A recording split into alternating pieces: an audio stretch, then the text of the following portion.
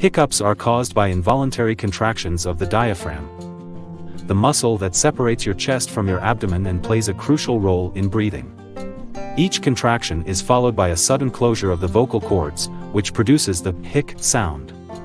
Common causes include eating too quickly or overeating, consuming spicy or hot foods, drinking carbonated beverages, and sudden changes in drink temperature, sudden excitement, stress, or anxiety. Medical issues like gastroesophageal reflux disease and neurological disorders affecting the diaphragm. Other factors like swallowing air, laughing, or coughing. While hiccups are usually temporary and harmless, persistent cases can sometimes indicate an underlying health issue.